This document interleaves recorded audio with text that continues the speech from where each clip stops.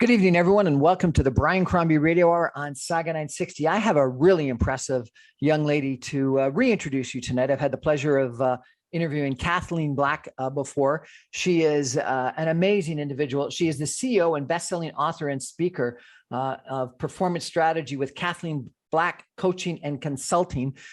This is a company that addresses teams in the real estate business. And she organizes these conferences and she speaks about the topic, and she coaches real estate brokers and agents on the power of working with other people and teams. And I've loved, I haven't had the privilege of going to one of her conferences. She hasn't invited me yet. I'm not sure why, but I haven't had the privilege of going to one of her conferences, but I've certainly followed them on social media. And she's got a lot of really powerful things to say about the power of partnerships and teams, which I think are applicable to lots of different businesses, if not, frankly, every business, and honestly, to a lot about life.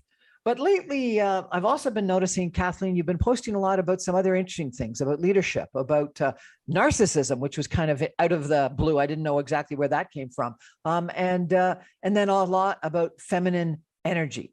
And so I wanted to invite you back and hear a little bit about what you're thinking about these days. Kathleen Black, how are you? I'm great. Thank you for having me here, Brian. And yeah, I love how you explain that. I think, how we do one thing is how we do everything. And I run a business that essentially what we do is help successful people become more successful, but actually feel successful, which is a really different thing, right? Going from chaos to calm. And I think that journey is from a place of ego to conscious to collective. So that applies. Hold it. Ego to conscious to collective. What do you mean by that? So what I mean by that is that, initially to grow in our lives and in our businesses, for most of us, we need to move out of a place of ego where it's, we're in a place of fear. We're in a place of we have to know everything, do everything. It has to be about us. We have to have this certain image out to the world of who we are and what our success is. And sometimes it can be very counterproductive. It can be a little bit fake. It can cause a lot of chaos in our lives. And we also feel like some of us have to hustle, work ourselves into the ground. Then when you move into that place of conscious, that's where we start to say, hey, wait, who am I? What am I really good at? How do I operate? What are my strengths? What are my weaknesses? I don't have to be all things to all people. And wait, how I show up in the world, it really impacts more than me. Right? So if I'm only focused on me, it's actually a collective problem, even though I think it's a me problem. So we move into this awareness piece. And then finally from there, most people get stuck at ego or conscious, but some people move out of conscious, and that's where they move into, wait a minute, I can partner with other conscious people and I can create these hubs, teams, collectives, of contribution where we really honor our intentions, what we're doing, why we're doing it, and we honor each other's gifts. And we don't have to be amazing at everything. And we have this beautiful synergy to get big, powerful projects done. And that's the space I love to work in. So I'm all about how do I help people move out of fear into conscious mindfulness and then into collectives with like-minded people. How do you do that? I do that in a few different ways. I think we do it with a lot of personal development, a lot of awareness. When we're in ego, I always say, we don't trust our mentors, right? When I'm in a place of ego, I'm in a place of what could go wrong, what could happen. And I don't want people to find me out. So it's I have to know everything all the time, right? So I don't take criticism really well. I don't know who's supporting me and who's trying to hurt me. I think people are out to get me. I'm in this kind of scarcity mindset when I'm in an ego place. So there's a lot of asking questions. There's a lot of awareness that happens in the ego place. In ego, you can't just say, read this book or do this. It doesn't work, right? It's what must you be believing to think that that's going to happen, right? Like during COVID, we're still in COVID, but I like to pretend we're not, but we are. But during COVID, we saw people duck for shelter going, oh my gosh, I have to cut all expenses. I have to cut everything. And I have to kind of just duck and cover. And the way they saw the world is what played out. There's major anxiety and stress and this perception of major fear and loss. And there was some fear and loss. Don't get me wrong, but there were also people who were kind of going, they were moving out of ego a little bit. And unfortunately, they were criticizing the people who were fearful and the people who were being powerful. But they were going, wait, there's people operating differently in this storm. Why are some people, underwater, overwhelmed, just trying to get air? And other people are over here in the same storm and they're trying to build a raft. Where the heck do they think they're going? And it's where they're going is the people who are in collective, let alone in conscious, they're looking for the opportunities to be of service, to do good, to create better outcomes. So they're hyper focused on, what can I do to create a positive outcome here? And even if it's like 0.001% of the opportunities around them, they will fixate on that so that they can show up in a storm, they can do their best, they can be agile. So I think it's moving people out of ego, is really realizing like the world is as we see it. And when we start to ask questions and kind of loosen it up a little bit and be like, what must you be believing to see it that way, right? And some people will move out with mindset work from ego into conscious. And once we're in conscious, that's where we want mentors. We want to ask the advice. We're like, I need to grow. I need to get advice. I'm open. And that's where we move into the collectives, where we're really building our dreams into creation, right? Think of it, like our biggest leaders aren't waiting for the future to happen. They're building the future. Like that's what they're doing. And they understand that. And that's a completely different way of life. You do this consulting and coaching in the real estate business, but really it is applicable to all businesses, isn't it? Well, we've expanded quite a bit. I do speaking now, like with COVID, I've done a lot of online, but I'm back in person. So we do globally, we talk about this, like how to help highly successful people become more successful and what that journey looks like and how to help our team. So we're readily moving. I have a very successful business in the real estate space, but my books and speaking and upcoming documentary are all outside of the real estate space. And frankly, it's applicable in personal life, isn't it? Yeah, it's very applicable in personal life. Yeah, absolutely. We're chatting with Kathleen Black tonight. She's a coach in the real estate business, not development, apologize, and branching out into other businesses as she's described. We're going to take a break for some messages to come back more. And one of the things that Kathleen has been posting about lately is feminine power. I'm going to ask her what's her interest there, and what's her point? What does she got to say in regards to feminine power? Stay with us, everybody.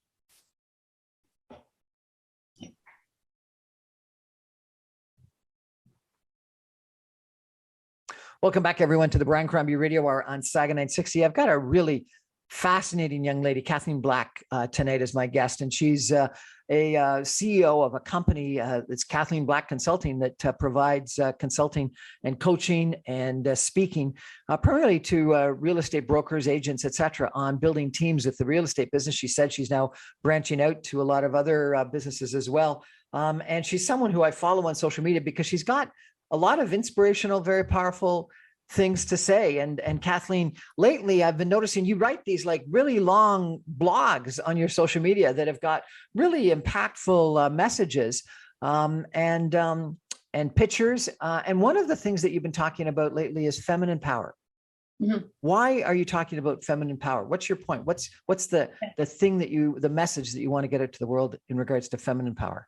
Yeah, I think it's not just, it's feminine energy, it's masculine energy. And I think, we need, the way I say it, we need a duality, right? And health in both of those places. Anytime we see issues in our community or issues in our world, like really they're representing beliefs, right? Like the psyche of our community. And I know how very important it is for us to get into a space where we understand, as women and as men, but obviously I work a lot and I speak because as I identify, as a woman, and I identify as a she, her, right? So, I speak a lot from that space, but there's this idea as women that we have to, give more and lean in and give and give and give. And I love the way that Elizabeth Gilbert talked about this. She actually talked about it at the Archangel conference a few years ago. But the way she described it is, when we're in a divine feminine space, and that's when we're most powerful with our energy.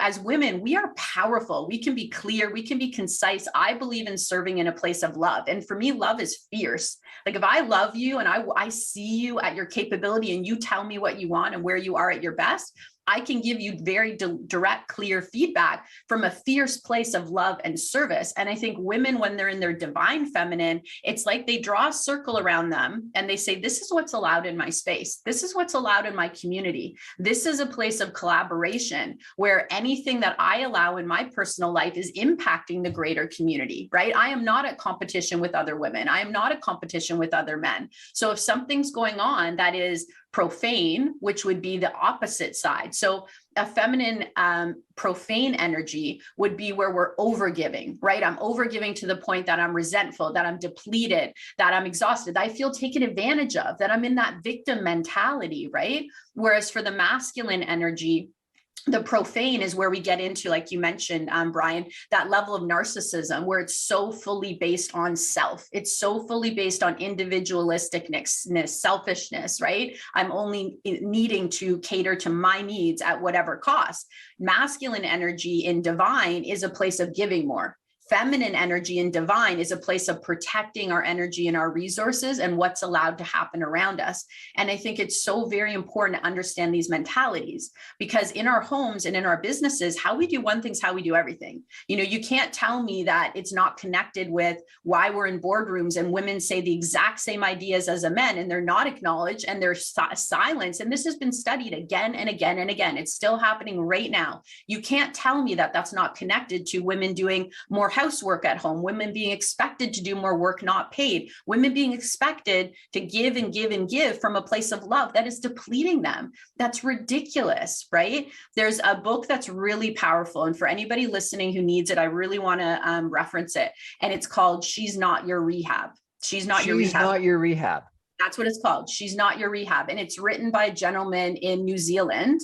He runs a barber shop. And what he found was that from a place of being in the barber shop, he identified and was able to support, you know, wounded masculine men who were in that place of profane, who were, you know, they were practicing infidelity. There was domestic abuse. There was emotional abuse. There were all these issues. And there was this mentality that, you know, these women were our recovery centers. And I think I want to send the message that divine feminine, we cannot love people out of their brokenness. We cannot love people out of their trauma. That as humans, we have to have accountability for what we're doing. And I think in the business world, we're seeing this, right, for a long time now with the Me Too movement, with things coming out. And there's still this mentality for women. If you speak up or you talk about something, you might compromise your professional life. As women, we are not responsible for other people's behavior. We are responsible for our behavior. And in the divine feminine, we can be in a place that we say, no, not in my industry, not in my community. This is not, you know, what we're going to allow to happen. And,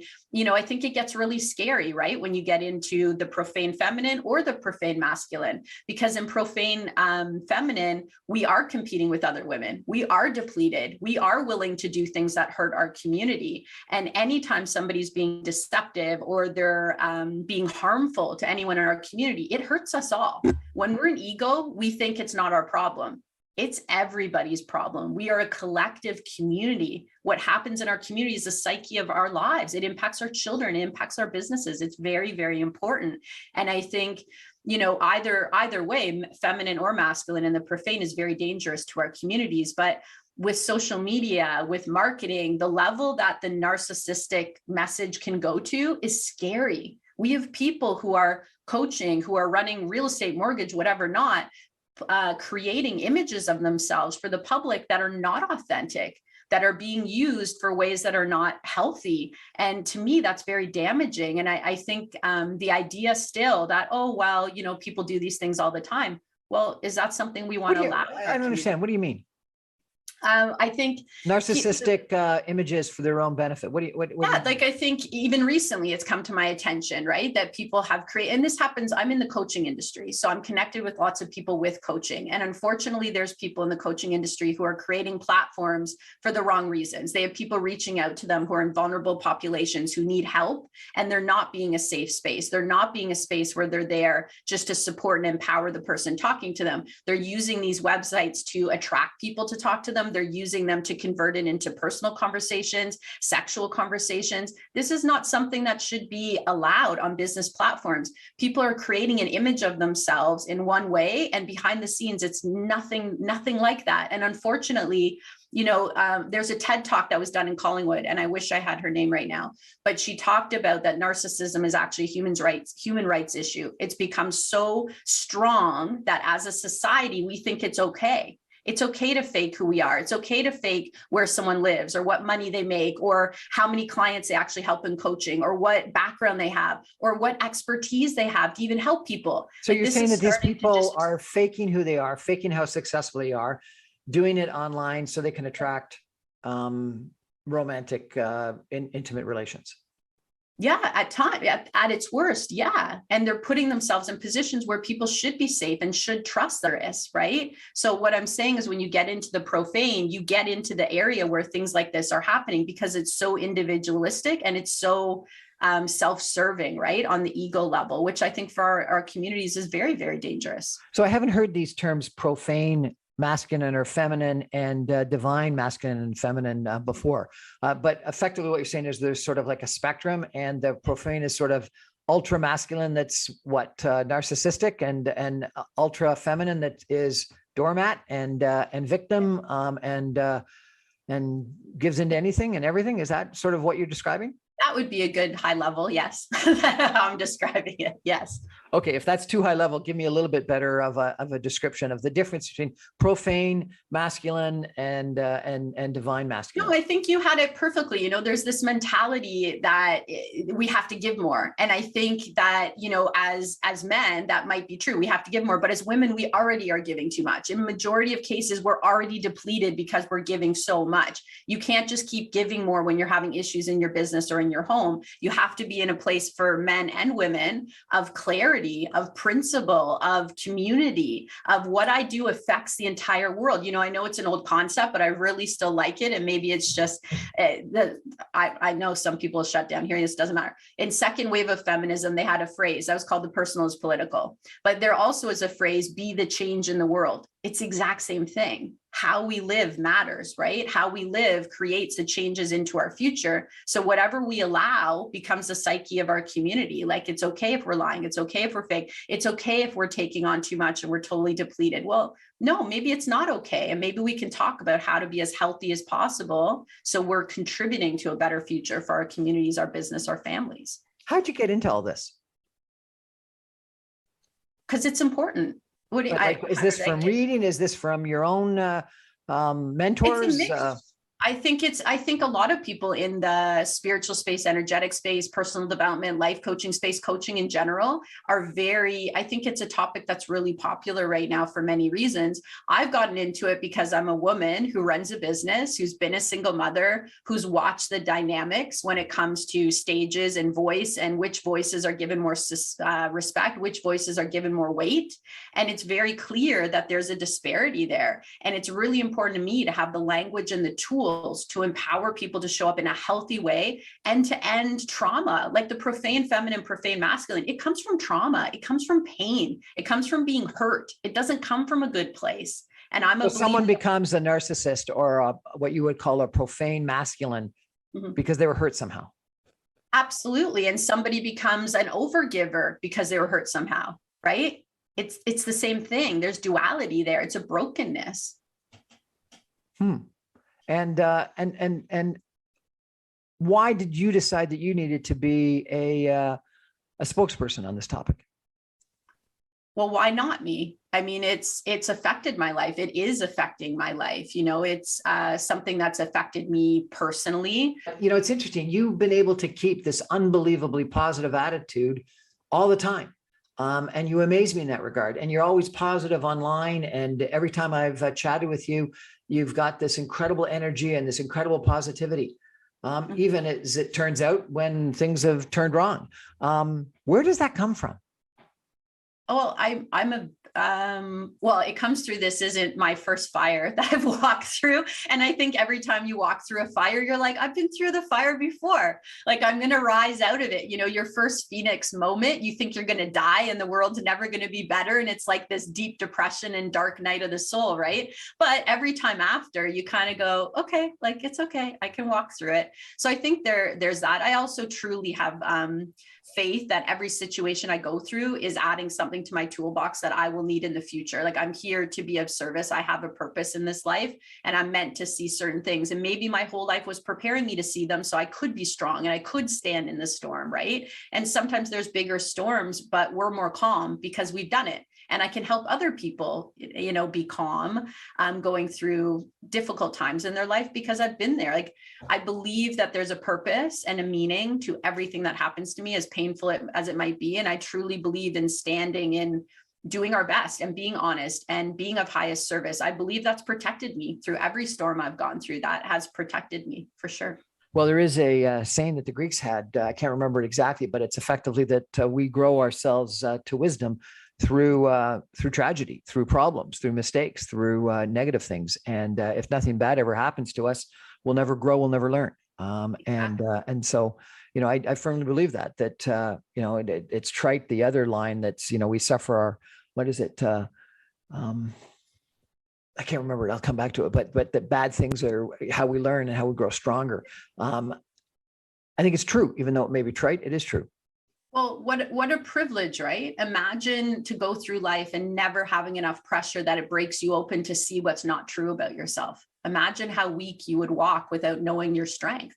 And these things break us open to see ourselves on both sides, right? Even the situation now, all of this is happening, but I'm hoping it's breaking me open to be stronger. And I hope anybody else who's operating, women and men, like in a place that's not serving their communities, that something happens to you. I hope somebody calls you out. I hope somebody calls me out, because it makes us better. It shows us the mirror, right? And we get better and we change instead of it just continuing the rest of our lives, right? To know ourselves is a beautiful gift. I can't imagine not having the privilege of some adversity, to be honest.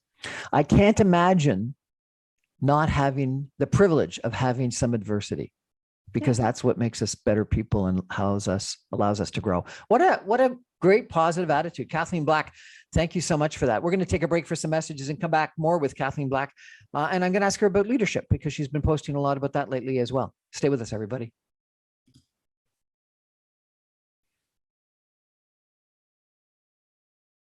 Welcome back to the Brian Crombie Radio Hour on Saga 960. We have Kathleen Black as our guest tonight. She is a coach in the real estate business. She coaches real estate brokers, agents, teams on how to be better teams and how to work together and how to go from a place, let me see if I get this right, from ego to consciousness to collective, and work therefore far better together and accept each other's weaknesses and develop better as a stronger collective and have a far better impact on their business community as well as their own community. I think this is applicable to real estate and other businesses and personal lives. And then she's talked a little bit about the divine feminine, and Kathleen, that was very powerful. Thank you for sharing.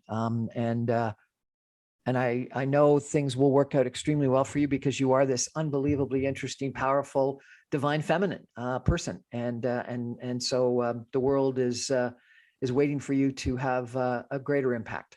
The other thing that you talk a lot about, and your postings on social media are spectacular, is about leadership. Tell me sort of how you think about leadership, and you've got a slightly different point of leadership than some people. And I guess it may be more this divine masculine than the extreme masculine that some people might think. It's the attitude of, it's got to be this really strong, egotistical leader at the front of the room to be a successful CEO. And you've got a different attitude, I think. Tell us a little bit about that, if you could. Yeah, for sure. I mean, I think, it hurts the world not to have the voices we need. And the truth is, we all have different strengths and different gifts. And sometimes in a certain situation, we need the voice in the back that's not going to speak up, right? And I think this is really important. The world needs all these different perspectives and gifts. And the more we know ourselves and we understand each other, we're like, oh, wait a minute, that person who's never going to speak up might be able to give us the best advice at this point. But for me, leadership truly is leadership of self. I think everything comes back to intentional action, right? Our best leaders are creators, they're visionaries, and they understand to work with other people who have different gifts than them. Not everyone wants to be a visionary. Not everybody wants to, chart the course, and that's totally fine. And that's why I think the best leaders are, first of all, very humble. They're going to look to collaborate with those around them. But the number one first thing they're looking to do and lead by example is taking 100% personal responsibility. Right? What am I doing? If I can't lead myself, how the heck am I teaching anybody else to lead anything? That doesn't make any sense whatsoever. So there's this idea, and I think we're so conditioned to listen to, those voices that are a little bit stronger, a little bit more out there, but that's not necessarily the voices that are coming from a place of consciousness, a place of collective, a place of contribution. And I truly believe how we do one thing's how we do everything. If I'm unethical in my business, I'm probably unethical in my personal life, and vice versa. Like, we really want to have people who are hyper intentional about how they're leading today is impacting their family, their community, their country, their industry, the world. I truly believe that's what we need moving forward. We need holistic leadership. We are holistic people. And when one part of our lives is broken, it will seep in like a poison into other parts of our lives. So, being creators, hyper intentional means that I know I need to call myself out on, if I make this choice, if I take this action, what's the trajectory of it? Not just for me, because I don't get to be individualistic as a leader. As a leader, I signed up, right, to be transparent, to be accountable, to be leading our communities into a positive future. That's what I signed up for. And, it leaves you really, really vulnerable, right? And I know. What do you mean highly intentional? Highly intentional of an awareness of why am I doing the things I'm doing, which means I need a lot of personal development to be a leader, because I need to be in conscious, right? So, again, we'll go with the same example from before. If I'm messaging people inappropriately on my business platforms, where do I think that's going to lead? Right? If I am being sexual in business settings, where is that going to lead? If I'm hyper intentional, I'm going to say, wait a minute, I position myself as a coach. I position myself as a leader. I position myself as a business person. My job is to be congruent with the way I represent myself online, the way I represent myself in books and literature, with the way I'm showing up. And that's my responsibility to the public. And when I'm off, I need to say I was off, right? When something's going on, hey, I screwed up. So hyper intentional is congruency. What I'm believing, what I'm thinking, what I'm saying, and what I'm doing are in alignment. And that's the oldest wisdom in the book, right? Like, it's not new. And it's really, really unbelievably important for how we operate and create safety and security for those around us. Like, I really believe people have the right to be safe around us. They have the right to know the truth around us. And that's where leadership starts. That's culture, right? Do you think this is a different definition of leadership than historical definitions of leadership? Is it a more empathetic? Is it more a divine masculine definition than yeah, I think it's divine feminine. I think it's duality. I think it's divine masculine and divine feminine. I think women in general have been shown to be phenomenal leaders in business. I mean, again, more and more research is coming out on this. This isn't just my opinion, right? They're phenomenal CEOs. They're phenomenal leaders. They're phenomenal prime ministers. And I'm sure one day, hopefully presidents, right? Like, they're very good. And I'm not to say men are not, but I think we have this historic kind of a bit of that profane masculine of, I have to be authoritarian and I have to have all the answers and I have to drive the ship and I have to say what's going on and I have to cover up if something isn't right. Well, is that the future of how we're going to move forward? Is that the type of leaders that we want to have? I don't know. I personally don't think it is. I don't think it goes to a great place. I think it's scarcity driven, and it puts us in a place of competition in our companies and in our communities. And that scarcity causes a lot of fear, and it causes a lot of lack of personal growth. So I don't want to get into the politics, but just to give you an example, we had an example in the United States of Donald Trump, who was this sort of profound masculine, and then in Canada, a prime minister that some people referred to as Justine, and that he was too empathetic and too feminine. Not the politics, but just sort of the character traits. I guess what you're saying is that to be successful in the future, you've got to be more empathetic. You've got to be more like Trudeau than like Trump. Well, I think you need to be willing to be principled over popular, right? Principled over popular. Yeah, that's what I think. You need to be able to stand in a storm or in a sunny day and be principled over trying to be popular. And when did that go away? I think it's extremely important. And, we saw this with leadership over the lockdowns, right? We saw people who preach leadership and showing up and all this stuff. And then we saw them hiding in storms where their people are like, what do I do? Where do I go? No leadership whatsoever. A principled leader is like, I'm going to show up even when I don't know all the answers. I'm going to be transparent and I'm going to be of service. Right? I'm going to look for the opportunities to be of service, and people are going to be able to trust my values.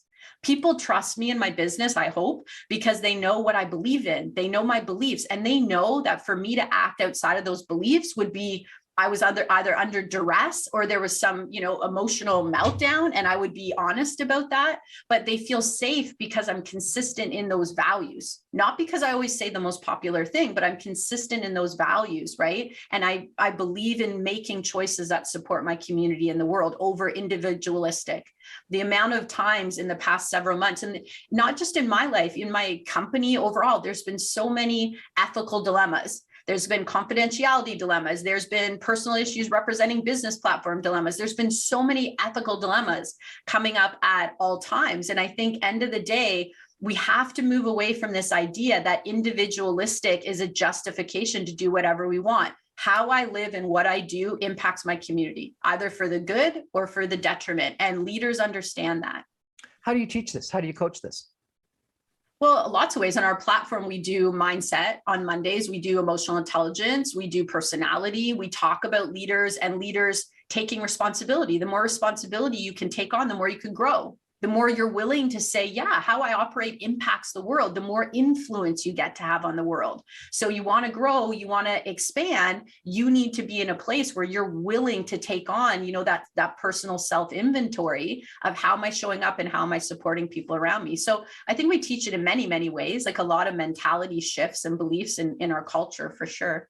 You influence me just by your postings on a fairly frequent basis. Why do you do that? Is it to create business or to inspire or what? I think it's because I promised myself, and this is why my own team knows me, right? And they know my strengths and weaknesses. So this is why my company has its own Facebook page, Instagram page, its own email marketing, because I always, when I wrote my books, the one thing I asked of myself was to be completely honest and true. And I said, if you are going to edit this out to get popularity or get approval, then you're not writing this. Like there's certain places in my life I need to be an artist and I need to just express myself. And I think that's why I do it. And I think I have so many people who will reach out who's never liked a post and be like, you have no idea like how much that hit me. And I've always thought of that. Or I read your book and now I'm going through this really hard time. And I know you did it. I know I can do it.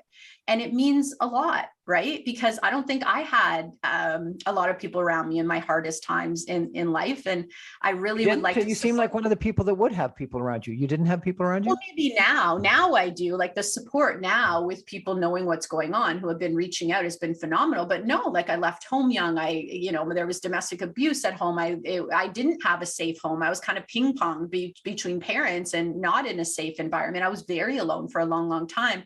And I don't want other people to feel that way. I don't want them to feel like because you come from something, you're broken. You are what you do. I've had many things happen to me in my life. That's not who I am. I am what I believe in and I am what I do. And that allows me to continue to rise without getting stuck. Whereas other people. There's a lot of coaches or psychotherapists that would say that people that have trauma in their childhood or their teenagehood end up attracting that again in their adulthood. If there was abuse as a child, there's abuse in adulthood. If there was a narcissist at home when they were a child, they actually look for a narcissist later on in life. Yeah. What do you think of that? Well, I think we attract what we believe in and we look to play it out again and again, even energetically, right? Our beliefs create what we go out into the world to do. And I mean, I think, is there a piece of me who feels a bit ripped off? I'm like, I've spent multiple 6 figures on personal development and cleaning up all this trauma. And I'm like, you got to be kidding me. But that's my life's work. Like I can choose to go 100% into that past, or I can continue to clean it. And it's the world saying, hey, Kathleen, there's something else you got to clean up. And I'm like, thank you.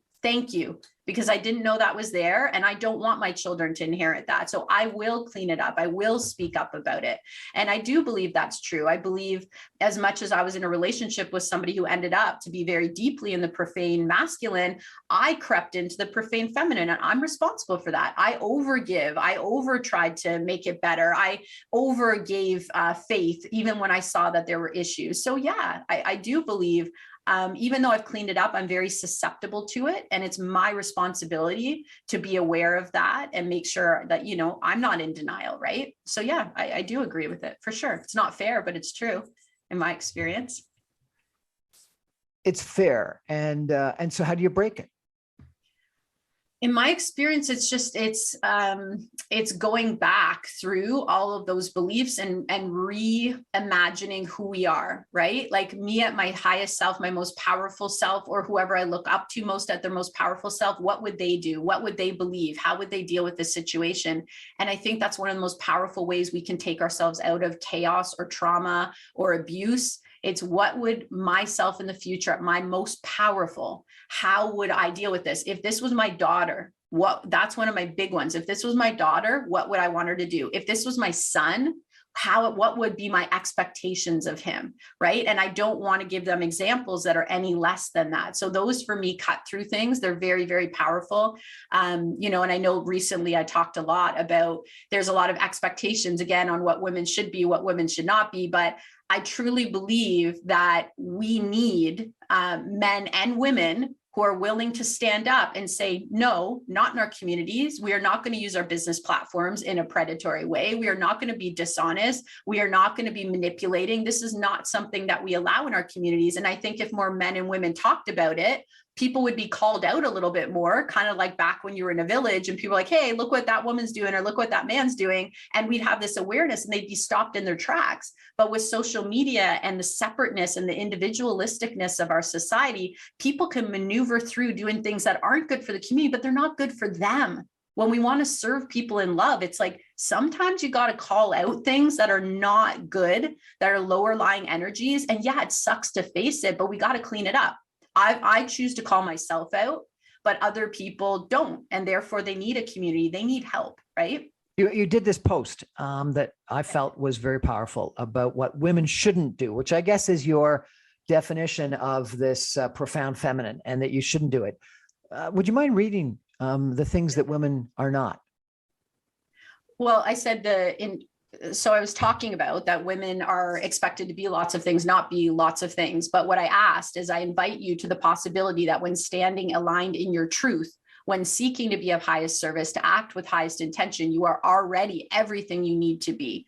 You're powerful when aligned and clear, and you're never walking alone in that space. In truth, what women are not to be is silenced, threatened, manipulated, lied to, tricked, pursued at high volume like animals, objectified, violated in words, deeds, or actions, judged, collected, lured, unsafe in any way, undervalued, diminished, ignored, controlled, or misled. And those are the things that I would say in the divine feminine that we're like, yeah, not in my space, not on my time. And those are not things I'll be silenced about or allow in my personal space. And I'd love to empower other women that you have the right to stand that strong. And in fact, you're not just helping yourself, you're helping entire communities and industries by doing it. That's very powerful. Kathleen Black, thank you for sharing that.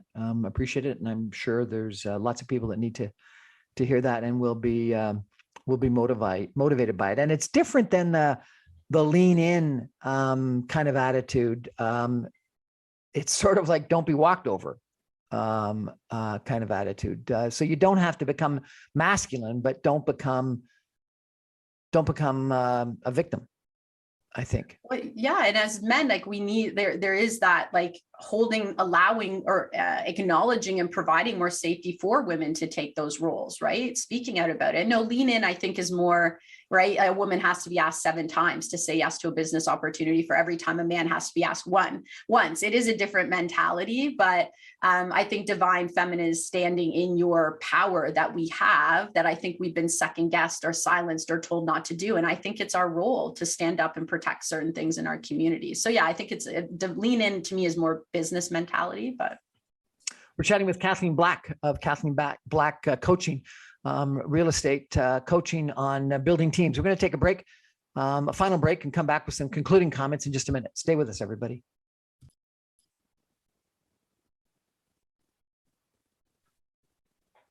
Welcome back to the Brian Crombie Radio Hour on Saga 960. I'm having a fascinating conversation tonight with Kathleen Black of Kathleen Black Consulting Coaching. Kathleen, if people are intrigued by what you're saying and they want to reach out to you and follow you on social media, or reach out to your consulting coaching company for expertise and assistance, how do they do that? Yeah, definitely on Facebook or Instagram. You can follow me directly just under Kathleen Black or Kathleen Black _ I think. Grab a book. Like if you're not looking for coaching, I have 2 books. Relentless to Rise is your personal expansion. And that's really getting into that place of standing in your power and clarity and truth. And then Top 1% Life is more moving into expansion mentality. So that's for people in business who want to, get into a place of scaling expansion. They want to move into that conscious and collective. So I'd say that's a great way. And if you are looking for consulting, it's kathleenspeaks.com. And if you're interested in my journey, it's kind of weird, but there is a documentary coming out next year with Emmy-winning director, M. Douglas Silverstein, and he's been phenomenal with that project. So that'll be released in 2022 as well. Oh, I'd love to do another interview with you when that comes out, because you've had a fascinating journey. It sounds like you've had an interesting, maybe negative, but you overcame it childhood. And I'd love to hear more about that at some point in time. And it sounds like you've had some difficult relationships, and that's obviously created you who you are today. And so that's an interesting story. And I know that we did a story about your trek through northern Spain, which was absolutely fascinating, a spiritual journey. It's one of the things I've got on my to-do list. If I've ever got 6 weeks of free time that nothing else is planned, and something I want to do and follow in your footsteps in that regard. What's the perfect man? The perfect man. I mean, I don't know if there is a perfect man. Is there a perfect woman? Like we can't put people on pedestals and not expect them to fall. Okay. So you've had some failed relationships, and you've described some problems, even though you loved the gentleman. Yeah. What are you looking for? What am I looking for? I'm looking for a powerful partner who knows who they are, who stands in integrity. And I think somebody who together we would make a greater impact and have more of a powerful presence in the world. I think that's who I'm meant to align myself with, like somebody who's here to do contribution and do work. And somebody who, like me, has probably gone through some things, right? And they've learned about themselves, and they understand the way forward is always the truth. I know that sounds so simple, right? But the way forward is always the truth. All those things that we want to hide or we don't want people to know, it's always weakening us in every single occurrence, right? So it's like, I think people who are willing to see themselves and willing to speak their truth and willing to say, I'm not perfect, but I know who I am, and I'm willing to communicate through in a healthy way. And I know what it is to be a healthy feminine, and I know what it is to be a healthy masculine. And I need a healthy masculine or partner or whoever it is. I've never identified as, like, we joke in my house because my daughter, has a lovely girlfriend, and my son has a lovely girlfriend as well. But we joke and say my son is the only one who's heterosexual because we just don't identify that way. Like, to me, it's souls and spirits and minds, right? And creative, like it's all those beautiful collective synergies that happen in our lives. So to me, my right partner is going to be very aware and very healthy and be able to hold space. And I think that they'll be somebody who's powerful because they're truthful, right? They're willing to be exposed, I think. If the world ends up aligning more with what you want, with people that are divine feminine and divine masculine, rather than this profound masculine or profound female, how will the world be different? The world will be so different because we'll have a space where our gifts have equal weight. Like, we're in a capitalistic society. So the way that money is going to be attributed might be a little bit different, right? Like right now, certain jobs are worth more, certain are worth less, right? But I think at this place, we look for each other's gifts, and we can be in a place where we rise together, where we're not scared of technology and rudimentary things being taken off our plate, because we're excited about tapping into the essence that is humanity in a healthy place. I think that that's a beautiful future for all of us. And I think it's a future where we spend just as much time on personal development as we do on professional development, because our homes create our future leaders, right? So we want to have that duality. So I don't know if that answers it perfectly, but I think it's a place where equal voice and equal value are seen regardless of your background, your sexuality. Like, a lot of the old beliefs might be able to flow into a healthier place. You posted something yesterday that was very impactful to me. And you do this on almost a daily basis. I wonder if you would mind reading it. Sure. It says, and this is a quote by Brad Gass, but no matter what happens, no matter how far you seem to be away from where you want to be, never stop believing that you will somehow make it. Have an unrelenting belief that things will work out, that the long road has a purpose, that the things that you desire most may not happen today, but they will happen. Continue to persist and persevere. You are a very inspirational person. You are I think, a very positive impact on the real estate community, but also the wider business community. And I encourage you to continue because you're a fascinating individual. And I know that you've had some challenges. We all do. But you're one of these people that I'm convinced will have even far bigger impact on our world and a far bigger positive impact on our world. So thank you very much for your inspirational words. Thank you very much for sharing your challenges, because one of the things that I think that we haven't talked about, and maybe it's part of this divine feminine, is vulnerability and being open and honest. And you were very vulnerable today and opened up and shared with us something that probably is a little bit difficult for you to share. But because of that, we understand you far better, and we understand your challenges far better, and we understand what you went through and your messages of divine femininity, divine masculinity, and not being this profound male, profound masculine, this egotistical narcissist, becomes even more powerful. So thank you for sharing that with us. And one of these days, I want to come to one of your conventions. Please think about inviting me, because I think they sound fantastic. Kathleen Black, remind us, how do we contact you? My website is kathleenspeaks.com, or Instagram. I'm very active. If you want to hear some of my message, Kathleen Black _ or Kathleen Black on Facebook is probably the best way. Thank you so much for having me, Brian. This has been fantastic. That's our show for tonight.